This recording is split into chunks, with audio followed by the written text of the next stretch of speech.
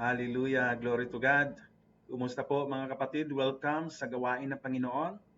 Patuloy tayong nagpapasalamat dahil sa kabila ng sitwasyon na ating kinakaharap ay patuloy tayong inaabot ni Lord sa pamamagitan ng gawain ito. Ano po?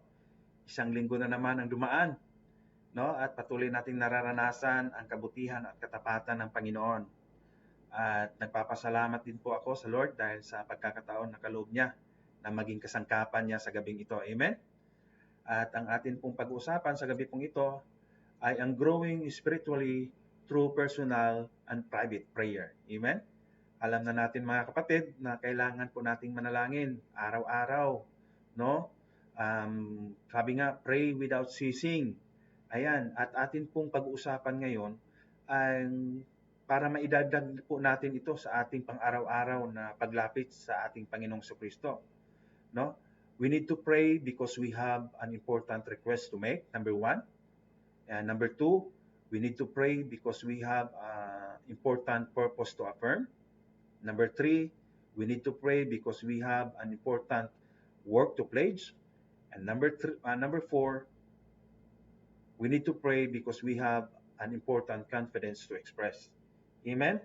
So ang atin pong talata na babasahin ay magmula po sa 1 Samuel chapter 1 verses 8 to 11. Tara, samahan niyo po ako mga kapatid. Atin pong pagbulay-bulayan ang mga talata pong ito.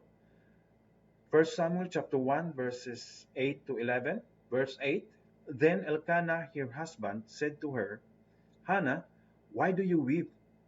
Why do you not eat? And why is your heart grieved? Am I not better to you than 10 sons? So Hannah arose after they had finished eating and drinking in Shiloh. Now Eli the priest was sitting on the seat by the doorpost of the tabernacle of the Lord. Verse 10, And she was in bitterness of soul, and prayed to the Lord, and wept in anguish. Verse 11, Then she made a vow and said, O Lord of hosts, if you will indeed look on the affliction of your maidservant, and remember me, and not forget your maidservant, but will give your maidservant a male child, then I will give him to the Lord all the days of his life, and no razor shall come upon his head. Sandali po tayo manalangin mga kapatid. Panginoon, kami po'y patuloy na nagpapasalamat, Lord, sa pagkakataon na muli kami magkasama-sama. At naway dalangin po namin, Lord, na samahan niyo po kami. Naway yung Banal na Espiritu ang siyang patuloy na mag-minister sa amin pong gagawin ngayon, Panginoon. Buksan niyo po ang aming mga puso, ang aming mga tenga. Patawarin niyo po kami, Lord, sa anuman pong pagmamalabis, mga kasalanan, sa puso, sa salita at sa gawa, Panginoon. Linisin niyo po kami, maging karapat-dapat kaming humarap sa ubasan po ninyo, Panginoon, Lord. Let your Holy Spirit, Panginoon, minister to everyone, Panginoon.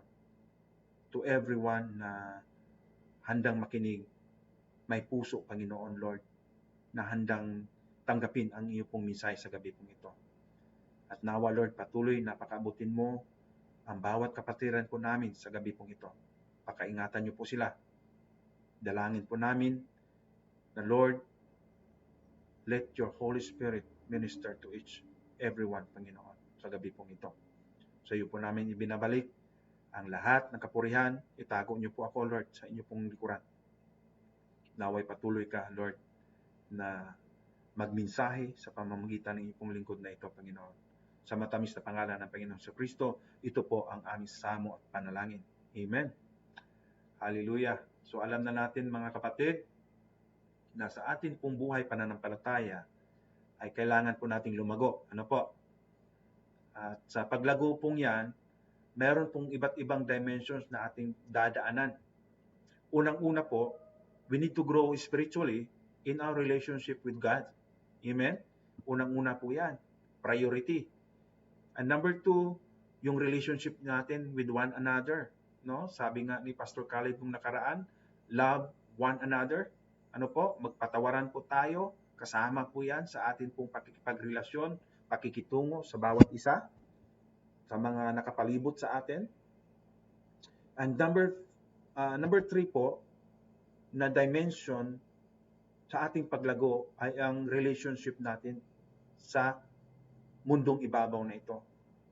Of course, dahil hindi po natin pwedeng ihiwalay yung mga sarili natin sa mga nangyayari sa mundong ibabaw na ito. Kagaya na lamang po sa ating nararanasan ngayon, no? Naka-ECQ tayo at yun ay isang dahilan kung bakit natin kailangan how to deal sa sitwasyon ng kagaya ng ganito dahil nga po sa tayo ay inaasahan ni Lord na magiging matagumpay, no? At ang lahat ng yan, mga nakikita natin na growth na yan, ay isang ano lamang yan na meron siyang pinagmumulan sa lahat ng yan. Ang lahat ng growth na yan ay merong pinagmumulan. Ano po? Na kung saan yan po ang ating pag-uusapan ngayong gabi, yung area na kung saan spiritual growth through personal private prayer. So dapat po tayong lumago muna dyan bago makikita yan ng iba. No? Ano po? So, paano natin malalaman kung ang isang panalangin ay isang private or isang personal? Kailangan po nating malaman para nang sa ganun ma-distinct natin kung bakit kailangan merong tinatawag na private and personal prayer. Ano po? Private because yung panalangin mo ay ino-offer mo sa Lord, dinudulog mo pa sa Panginoon nang ikaw lang mag-isa at walang ibang nakakakita, of course, no? Kagaya na lang ng iyong devotion or yung yung quiet time. Ano po? At nagiging personal naman ang isang panalangin because it speaks of things na involve yung sarili mo. Involves us personally. So, nagiging personal na ang panalangin na yon. At yan nga po yung kailangan natin na meron tayo, no? Private and personal feelings, personal things, personal thoughts. Yan yung mga gustong-gusto ni Lord marinig sa atin kung tayo'y lalapit sa Kanya. Dahil yung kung ano ang nararamdaman mo, kung anong meron dyan sa puso mo, yan mismo yung bumubuo o bumabasag sa'yo. Na pagka minsan, minsan magtataka ka na lang bakit ka lumuluha, no? Habang ikay nakaluhod na nanalangin. Minsan sa praise and worship, meron na lang naririnig na humahagulhol, no? Kasi nga yun yung pinaka-gustong-gusto ni Lord eh. Yun yung nakita niya na talagang totoo ang paglapit mo sa Kanya. Amen? Yan po ang nakita natin doon sa ating binasa sa 1 Samuel chapter 1. Ano po? Sa mga verses na ating binasa. Na si Hannah, may personal siya na nakahilingan sa Diyos. May personal siya na request. At pinaka-importante sa lahat para sa Kanya. Dahil ano po ang Kanya? Meron po siyang problema. Meron po siyang sitwasyon na hindi niya kayang resolbahin kung siya lamang. No? Ano yung problema ni Hannah? Sa verse 5, kung babalikan po natin ang basahin, ang verse 5, sabi dito sa 1 Samuel chapter 1 verse 5, hayaan niyo pong basahin ko. But to Hannah, he gave a double portion because he loved her, and the Lord had closed her womb. So yun ang problema ni Hannah. Hannah was not able to have a child. And in that time, having a child was not just a matter of personal desire. Hindi lang para sa kanyang personal, kundi para din po sa kanyang buong pamilya. Ano po? And childbearing in that time, in Jewish nation, sabi, ay isang karangalan ang meron pong anak. So, pagka sinabing meron kang anak, meron kang honor. At kabaliktaran nun, kung wala kang anak, there is a great sense of failure. Great sense of failure. Ano po? So, makikita natin kung bakit naging kapaitan ito ni Hana sa kanyang ang kanyang sitwasyon na kinakaharap.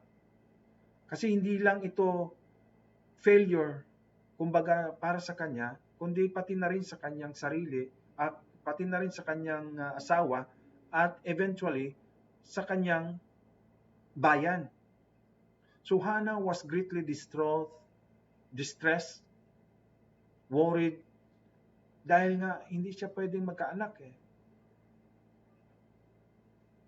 Pero kung makikita din natin, sa binasa natin sa verse 5, nakikita natin doon kung paano siya minahal ng kanyang asawa na si Elkanah. No? Her husband was surprisingly understandable. No, grabe ang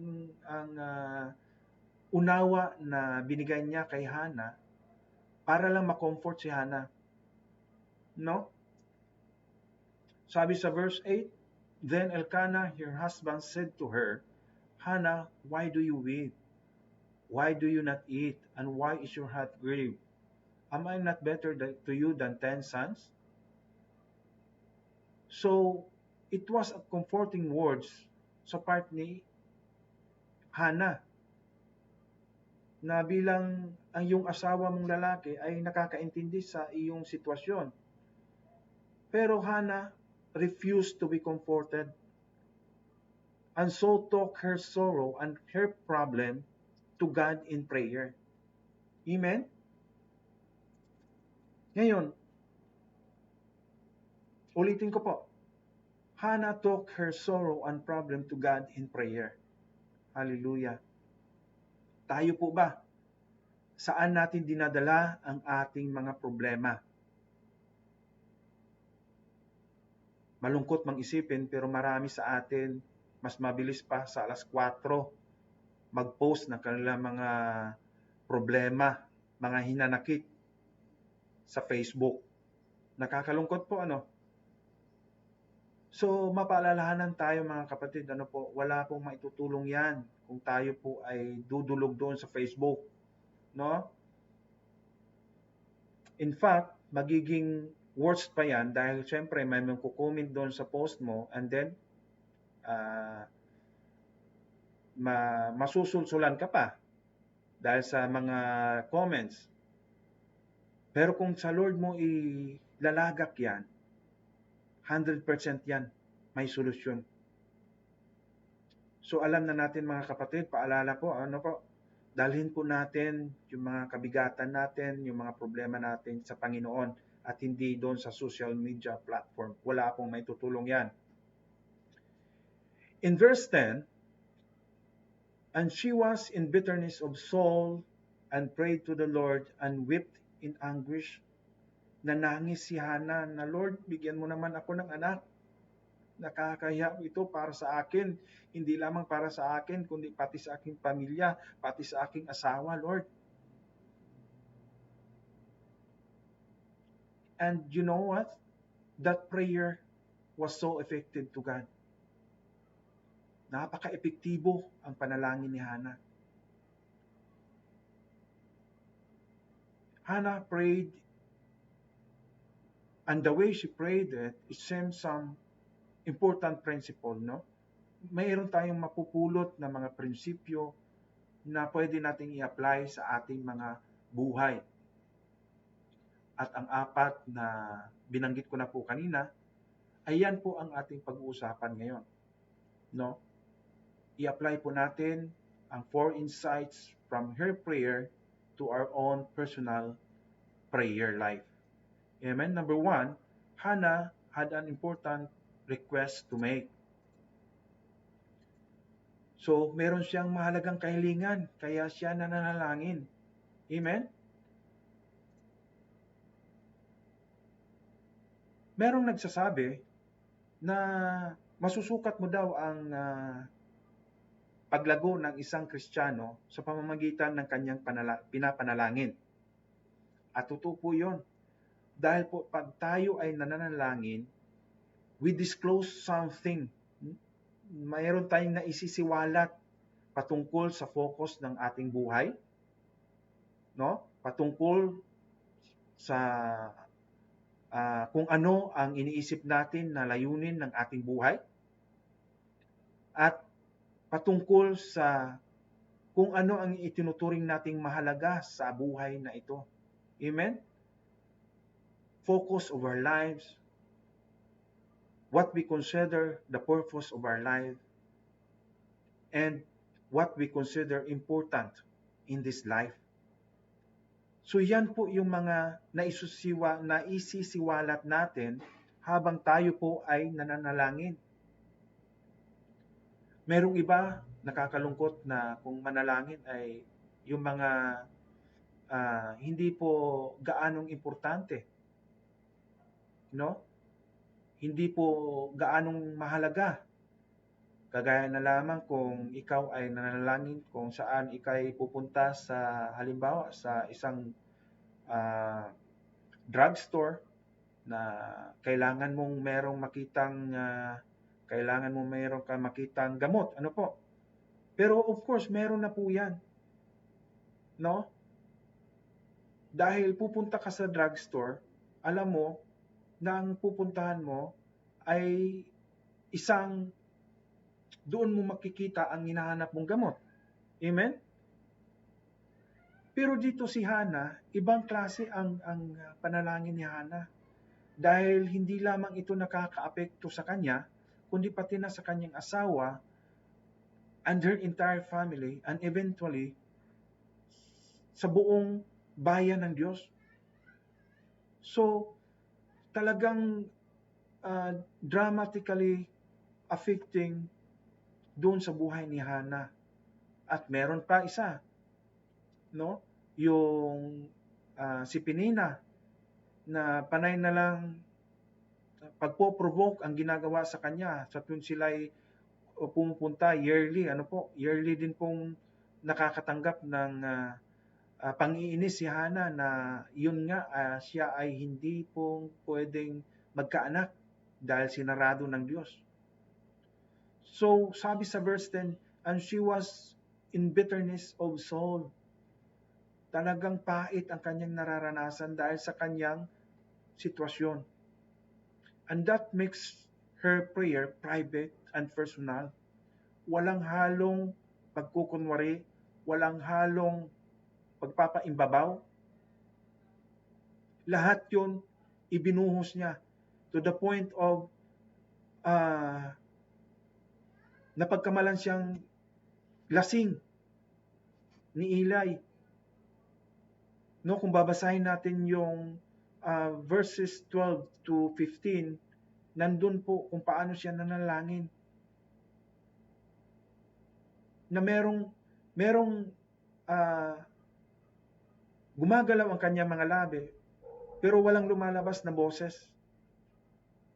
Naranasan po natin yan, na halos umahagulhol ka na lang sa iyak, wala kang masabi, basta gusto mo lang lumuhod at umiyak sa Lord. No? So napakalungkot dahil si Hana, ang kalungkutan ni Hana, hindi lang nag-alala siya, hindi lang para sa kanyang sarili, kundi pati sa kanyang asawa at para sa kanyang bayan.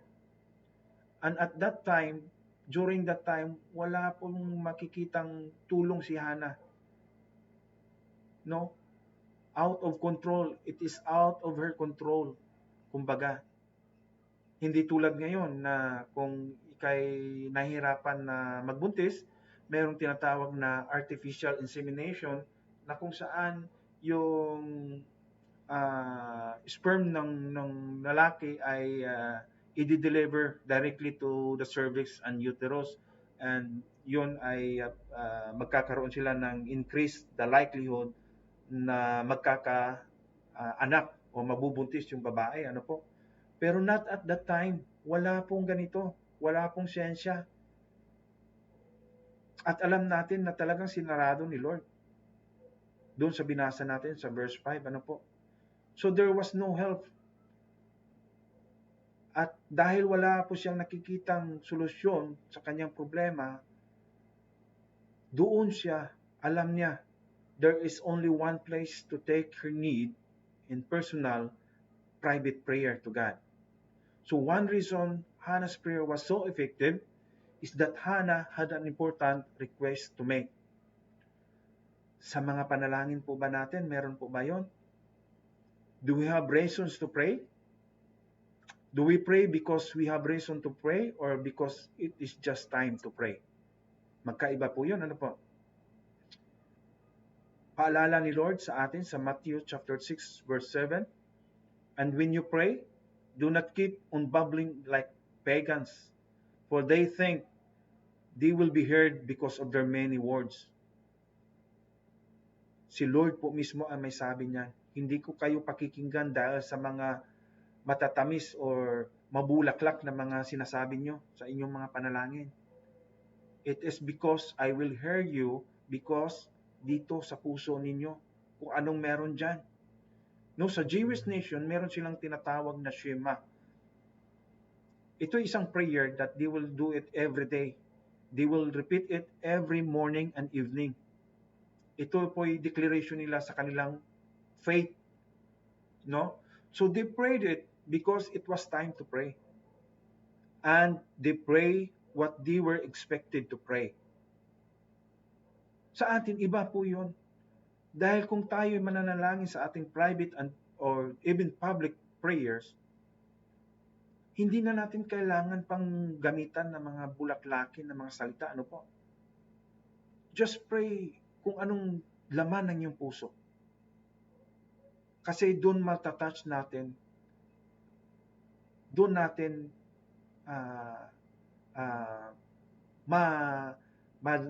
makikita kung talagang totoo yung pinapanalangin natin.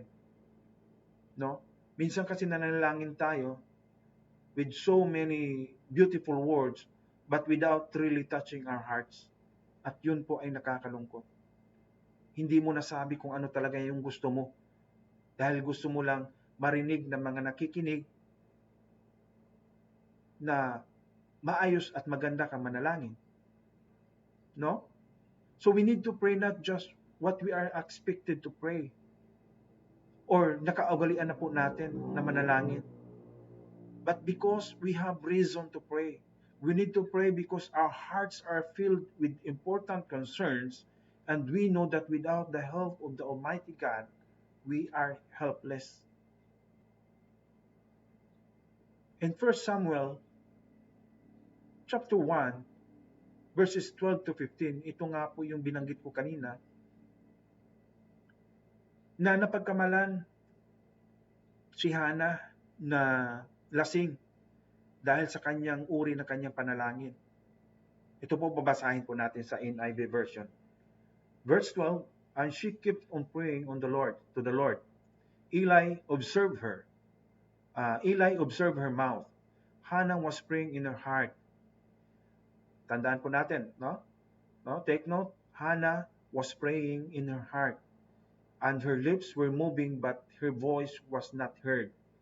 Eli thought she was drunk, and said to her, how long are you going to stay drunk? Put away your wine. Verse 15, not so, my Lord, Hannah replied. I am a woman who is deeply troubled. I have not been drinking wine or beer. I was pouring out my soul to the Lord. Amen. Ibinubuhos ni Hannah ang kanyang kaluluwa, ang kanyang panalangin sa Panginoon. Amen?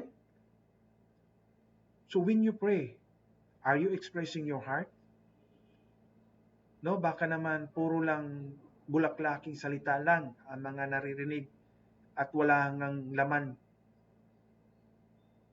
Nakakalungkot po yun. Are you praying about things so important to you that you cannot pray without emotion? Amen? No? Na talagang gaya ni Hannah. She was praying. She was praying na to the point na parang lasing na siya. She was praying in her heart. Sabi nga, are you praying because your heart is so heavy or so joyful that you just had to pour it out to Him who cares about you? Napakaganda pong panalangin, na hindi po memoryado. Yung panalangin na totoo sa iyong puso. So for us to be able to grow spiritually through personal private prayer, we need to have an important request to make.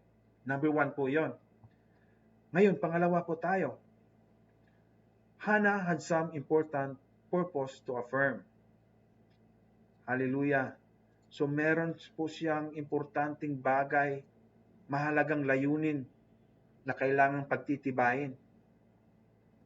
At kailangan po natin yon bilang mananampalataya na sa ating paglapit sa ating Panginoon, malalaman ni Lord ang purpose kung bakit tayo dumudulog sa Kanya. Before we go into the Lord, in the presence of the Lord, alam na ni Lord kung anong kailangan natin. Now listen to Hannah's words in verse 11. Then she made a vow and said, O Lord of hosts, if you will indeed look on the affliction of your maidservant, and remember me, and not forget your maidservant, but will give your maidservant a male child, then I will give him to the Lord all the days of his life. Teka lang, parang nakikipagtawaran si Hannah dito. Ano po? Is this bargaining with God? Kasi meron tayong a lot of people, a lot of Christians, na ang kanilang panalangin ay parang nakikipagtawaran sila kay Lord. Hindi lang parang talagang nakikipagtawaran, no? Bargaining with God. Halimbawa, ikay nanalangin na, Lord, manalo lang ako sa loto, talagang ibibigay ko ang kalahati sa bahay-sambahan. No? So that is clearly a bargaining. No? At nakakalungkot na merong gumagawa ng ganyan. We have nothing with which we can bargain to God. Kung ginagawa mo yan, sorry to say, and sorry with my word, isa kang hangal kung ginagawa mo yan. Ulitin ko po, hangal ka pagka ginagawa mo yang bargaining with God. Tandaan po natin mga kapatid, sambahin man natin si Lord, kikilalanin man natin siya as Lord and Savior, personal Lord and Savior, Diyos pa rin siya. Walang mawawala sa Kanya. He is not dependent on us for anything. I repeat, ulitin ko po mga kapatid, God is not dependent on us for anything. That's why we don't have nothing. We have nothing to which we can bargain with God.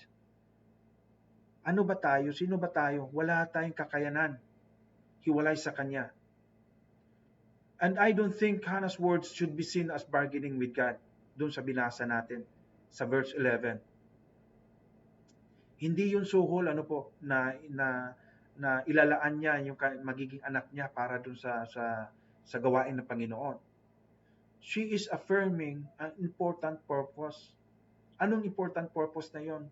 Na yung anak niya na ipagkakaloob ng Diyos, yung blessing na ipagkakaloob ng Diyos sa kanya ay magamit para doon sa ubasan. Para sa kapurihan ng Panginoon. So Hannah is not asking a son solely for herself, for selfish motive. Nananalangin si Hannah ng anak para sa spiritual motive. Yung mga panalangin ba natin mga kapatid, meron bang mga spiritual motive yan? No? She does not ask for a son that will be kept for herself. As a matter of fact, siya mismo ang nagdala doon sa tabernacle ng Lord para ah, para ma-erer o maiwalay yung anak niya na si Samuel. Later on sa ating kung babasahin po natin ng buo yung chapter 1, ano po. So she asked for a son to be dedicated to God. So tayo po kaya as parents, no, as children, how different our children would be if we had that kind of attitude as parents. Na yung mga anak natin ay ipinagkatiwala lang sa atin, ay hindi talaga para lang sa atin yan, kundi para sa magamit sa ubasan ng ating Panginoon. Merong isang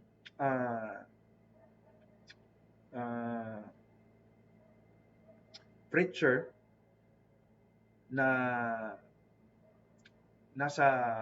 nagsasabi, nagpapatuo sa kanyang kung paano siya pinapanalangin ng kanyang ina.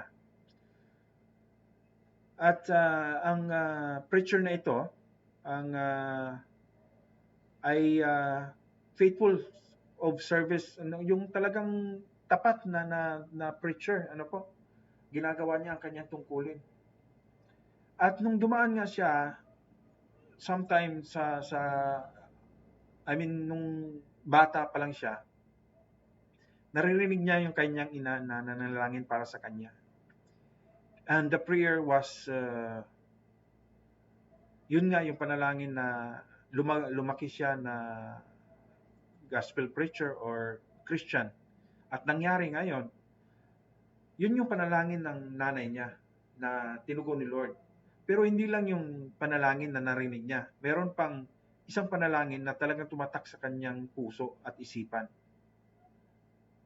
Narinig din niya ang kanyang nanay na nanalangin para sa kanya na kung hindi lalaki ang kanyang anak na ito na Christian at hindi magiging preacher, pinapanalangin ng kanyang anak, kanyang ina na kunin na lamang ang kanyang anak habang ito'y inosente pa at nang hindi mapahamak eternally.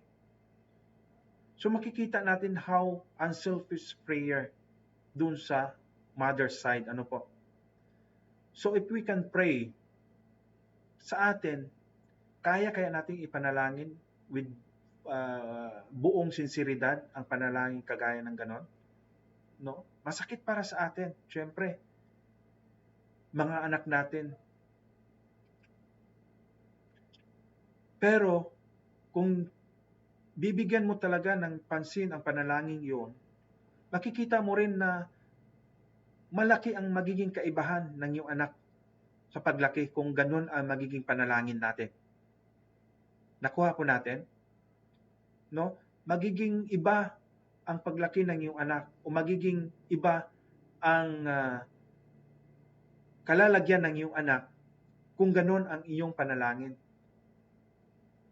Kung ganon ang magiging panalangin natin. Amen? We need to purpose that blessing. Kailangan po nating hangarin na ang mga pagpapala ng Diyos sa atin ay magamit sa kanyang ubasan, sa kanyang gawain. No, hindi lang para sa atin. So James give us a warning in James chapter 4 verse 3. When you ask, you do not receive, because you ask with wrong motive, that you may spend what you get on your pleasures. So, isa sa mga dahilan kung bakit hindi natin nare-receive, natatanggap ang ating mga panalangin, ay wrong motive po eh. Dito talaga nakatuon si Lord, tumitingin sa ating puso kung handa na ba tayong tumanggap ng Kanya pong sagot sa ating mga panalangin. Dito si Hana, alam na alam ni Lord na talagang totoo sa kanya ang kanyang idinudulog. So kung ang hinihiling natin ay may halaga o gamit espiritual, magamit sa paglilingkod sa Diyos, then ipangako natin sa Diyos na magamit ito. Pero kung ang dalangin natin ay walang halaga, hindi lang sa iyo, hindi lang sa buhay natin, kundi sa buhay ng iba, marahil, baka kailangan natin i-reconsider yung prayer natin. Ano po? Dahil alam natin na hindi rin tutugunin ni Lord. Sabi nga sa James chapter 4 verse 3, you do not receive because you ask with wrong motives. So another thing that Hannah included in her prayer that needs to be in our personal prayer is that she purposed that what she requested would be used in the spiritual work of God. Nilayon niya na ang kanyang hinihiling ay magamit sa gawain ng Panginoon. So nawa po, ganun din po ang atin pong attitude when we pray, no? Hindi lang para sa atin, kundi para magamit din po sa ubasan ng Panginoon. Amen? At yan po ang number 2, Hannah had some important purpose to affirm. Now, number 3, Hannah had some important work to pledge. Ayan. So third, we will be able to grow spiritually through personal private prayer when we have some important work to pledge. Paano po yun? So si Hannah, makikita natin na pagdating sa blessing na kanyang panalangin, Hannah pledged to do her part. Amen? Gagawin niya ang kanyang kayang gawin. Ano yung pledge na ginawa niya? She pledged to rear the child with priority on spiritual things. Yun nga, ibubukod niya ang kanyang anak para magamit sa ubasan. Para magamit sa gawain ng Panginoon. No? Sabi niya, if you will grant me a birth of a son, then I will do my job in being a godly mother. Parang ganun nga ang sinabi niya, ano po, sa kanyang panalangin. So totoo na nanalangin si Hannah doon sa mga bagay na kung saan hindi niya kayang gawin. Ano yun? Ano yung dinulog niya sa panalangin na talagang hindi niya kaya? Yun yung ensuring the birth of a child. Wala siyang kayang gawin doon. Dahil kung babalikan nga natin sa verse 5, no, the Lord closed her womb. So there is no one could help her. At alam niya na kung siya ay manalangin lamang sa Diyos, insured po siya na magkakaroon siya ng anak. No? So, totoo na nanalangin siya ng anak dahil hindi niya kayang gawin yon. But she pledged, ipinangako niya na gagawin niya ang mga bagay na kaya niya gawin, which is to do her part doon sa pagdala niya ng kanyang anak doon sa tabernacle ng Lord para magamit sa kanyang ubasan. So tayo po ba, do we ever ask God to do things that we can do? No? Parang merong isang gaya na lang ng isang mayaman, na nagnanais na makatulong doon sa mission ng Lord sa Africa. And then, napakayaman ng taong ito. And then, ang ginawa niya, so nagsolicit pa siya para makatulong daw sa gawain ng Panginoon. Which is kaya naman ng gawin dapat, di ba? Isang perma ng cheque, kayang tugunin ang mga pangailangan ng mga missionaries. Or, it's like, para sa akin, pagka ako po'y, before ako umalis ng bahay, na gamit ang motor, talagang nagpipray ako, the Lord cover me with your precious blood, ilayo niyo po ako sa inyo pong, sa anuman pong sakuna at disgrasya, samahan niyo po ako. So yun yung panalangin ko, ensuring may safety. But habang ikay nagmamaniho, dapat presence of mind ka rin para sa kaya mong gawin na iiwas yung sasakyan mo.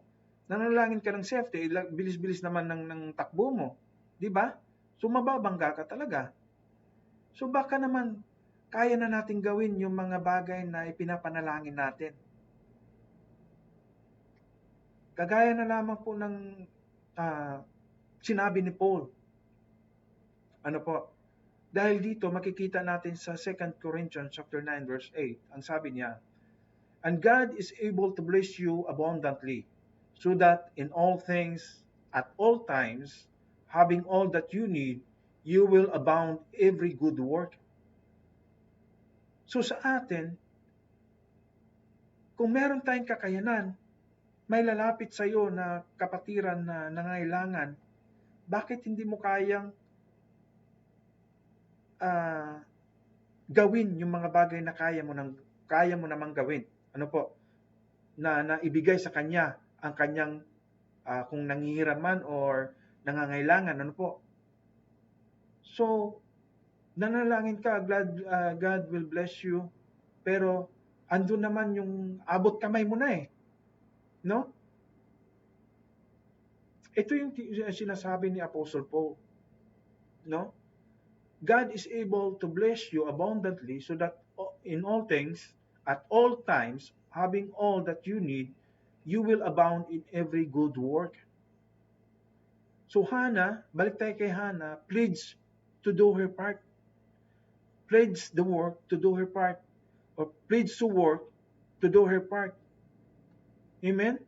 Tayo, kaya na natin gawin na natin mga kapatid.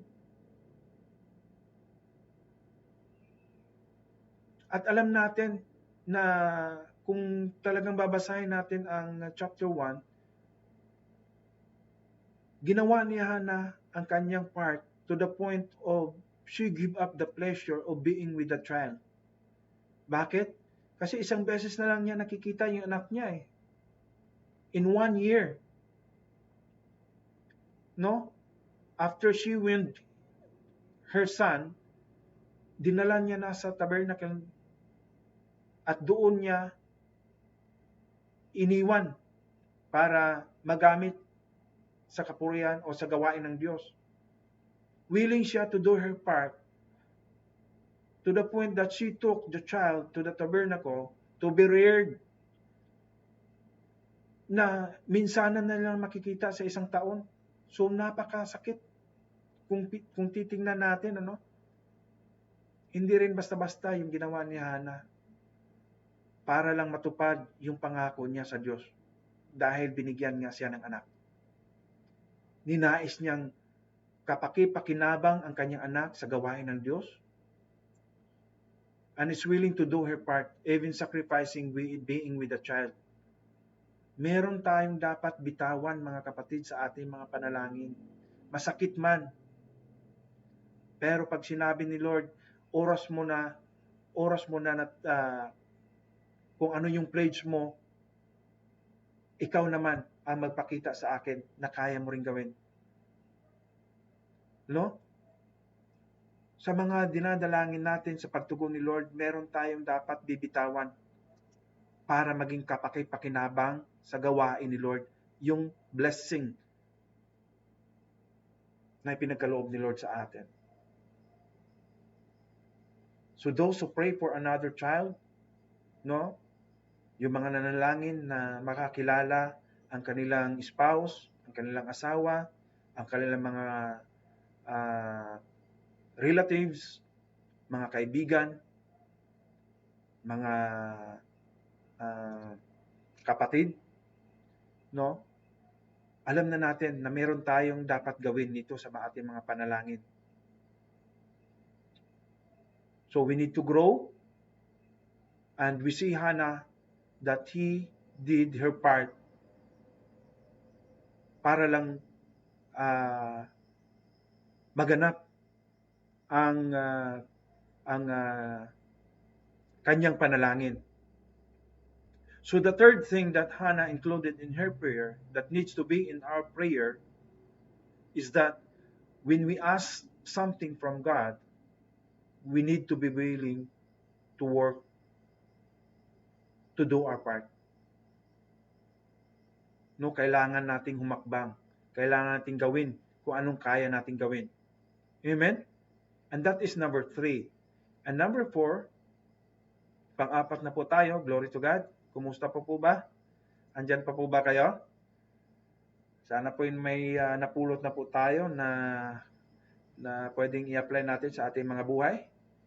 And number 4, Hannah had an important confidence to express. Amen. Mahalaga. So one final thing for us to learn from Hannah's prayer is that we will be able to grow spiritually through personal private prayer when we have an important confidence to express. Paano po yun? Now, listen to how much confidence Hannah sa Diyos na kayang gawin ang kanyang sinasabi. Confident si Hannah with God na kayang gawin ng Diyos ang kanyang pinapanalangin. Ano po? Sa verse 11.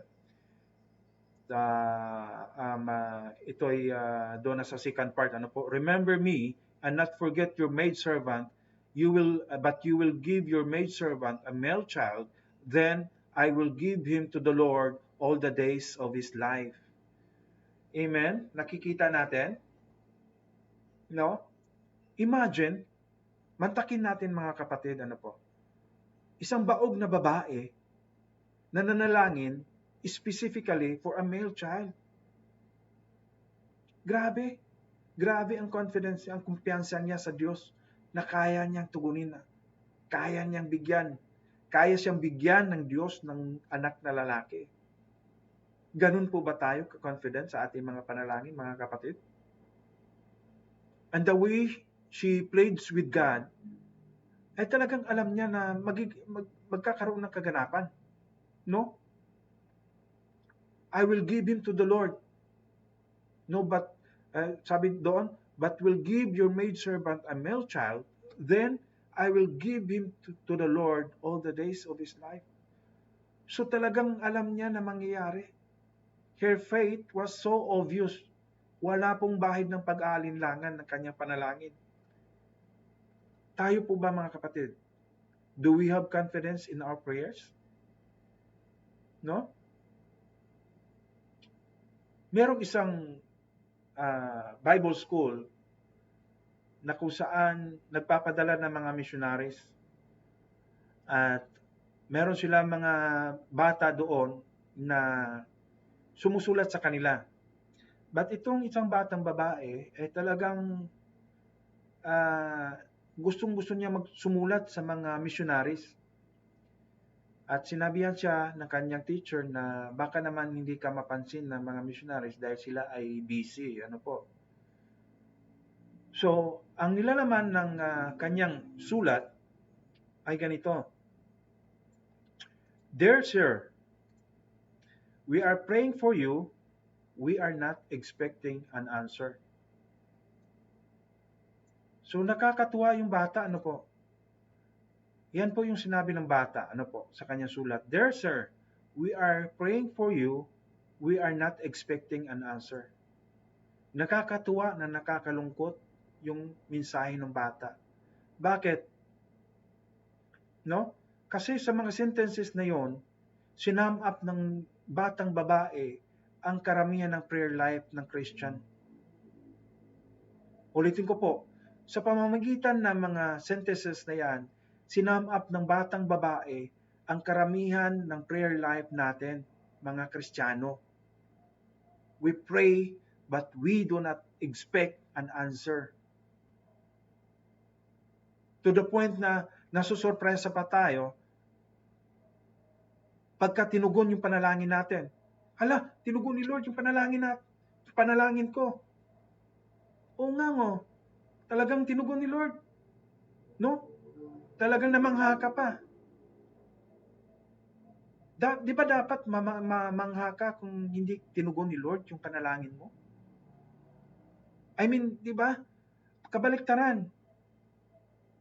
when we pray, we should expect an answer. Ganyan po dapat ang kumpiyansa natin sa ating Diyos na makapangyarihan sa lahat. We declare that He is Almighty God. Pero pag tayo ang lumapit sa Kanya, parang hindi siya Almighty. Karamihan sa atin, no, mas nagugulat nga na tinugon yung panalangin niya ng yes kaysa sa no. At yun ang malungkot. So when we pray, we must have confidence that God can give us the request that we make. Hindi yung may bahid ng alinlangan. Dapat totoo sa ating puso yung kumpiyansa na yon. At sinabi din ni James patungkol dito sa ating pinag-uusapan, James chapter 1 verse 6 to 7, but when you ask, you must believe and not doubt, because the one who doubts is like a wave of the sea blown and tossed by the wind. Verse 7, that person should not expect to receive anything from the Lord. So kung ikaw ay lalapit na sa Panginoon, believe, trust on Him, maging kumpiyansa ka na kayang tugunin ni Lord ang iyong pinapanalangin. There should be an absolute confidence that God might and grant that request. No? Dapat buo yung tiwala natin sa Panginoon. Dahil pagka ginagawa natin yon, malaki ang magiging impluwensya doon sa magiging sagot o answer ni Lord sa ating mga panalangin.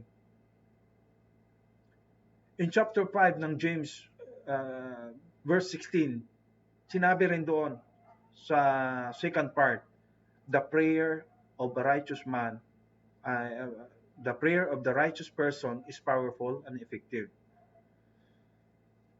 So those who do not ask, and those who do not ask in faith will not receive a positive response in their prayer. Ulitin ko po, those who do not ask in faith will not receive a positive response in their prayer. Bakit po? Kasi nga ikaw na lang mismo, hindi ka pa naniniwala na tutugunin ni Lord yung panalangin mo eh.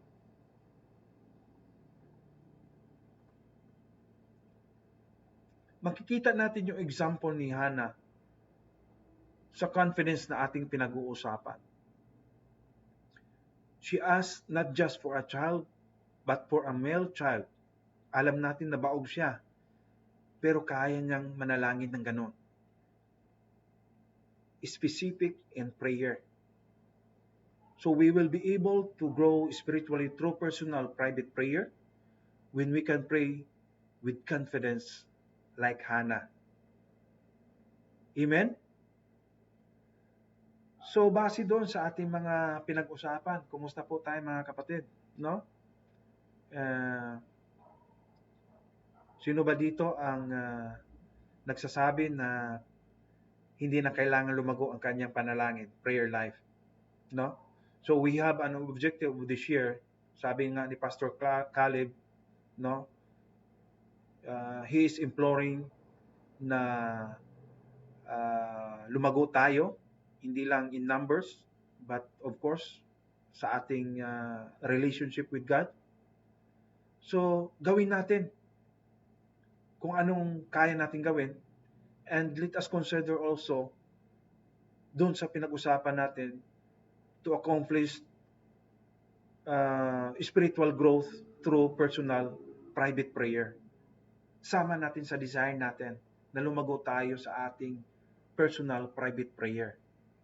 No, as a practical model, effective yung nagiging prayer ni Hannah.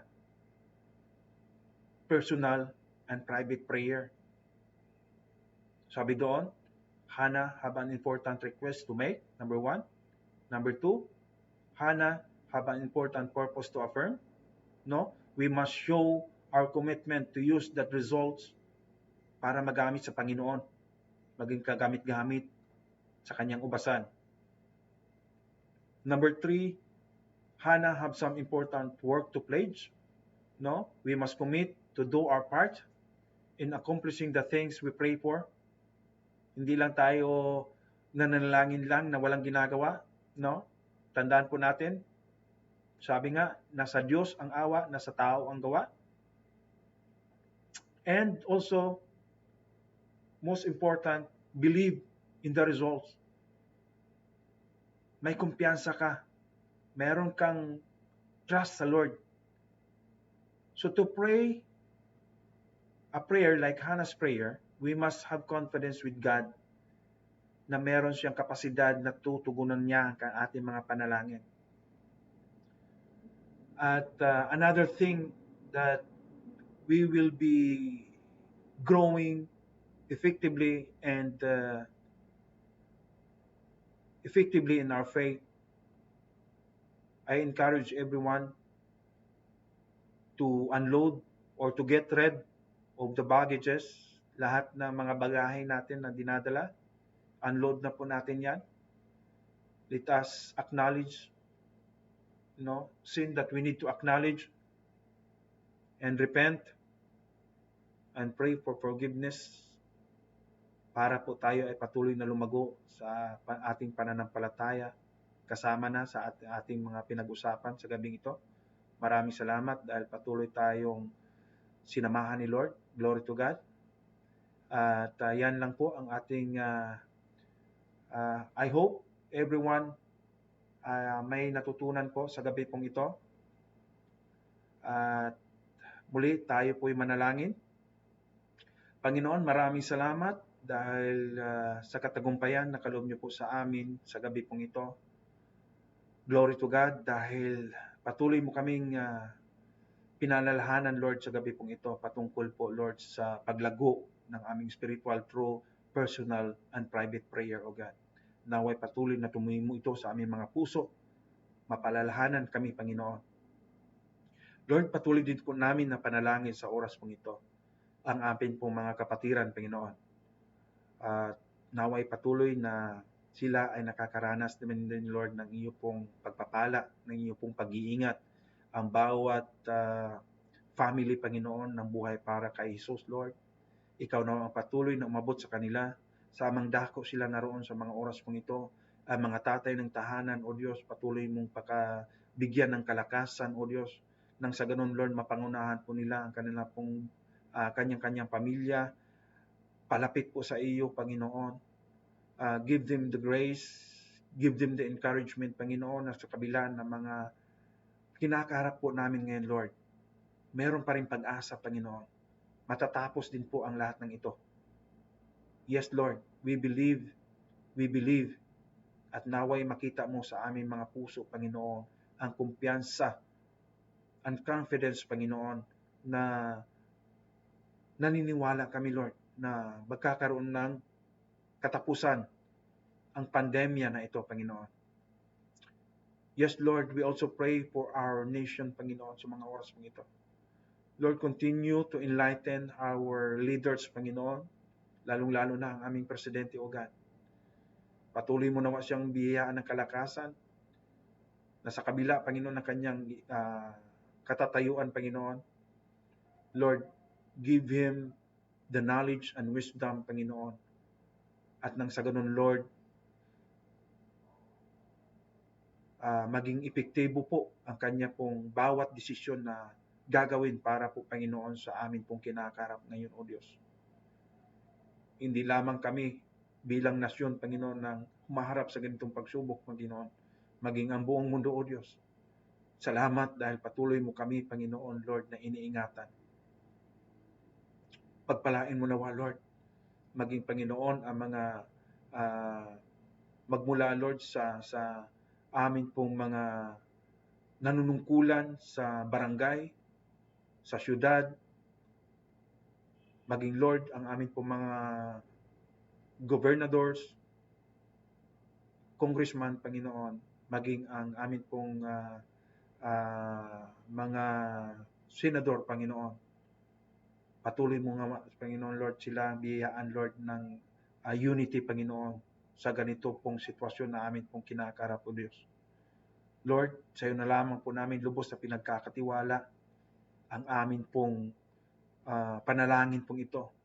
At nawa, Lord, makita mo sa aming mga puso na totoo ito. At nawa, Lord, kayo ang patuloy namin, Lord, na maitanghal sa aming mga buhay, Panginoon. Bihiyaan niyo po kami, Panginoon, sa anuman pong kakarapin namin, magtatagumpay po kami dahil sa iyo, Panginoon. Sa iyo po namin ibinabalik ang lahat ng papuri, ang lahat ng pasasalamat sa matamis na pangalan ng aming Panginoong Kristo. Amen. Hallelujah. Glory to God. Glory to God. Purihin ang Panginoon. Thank you, Lord.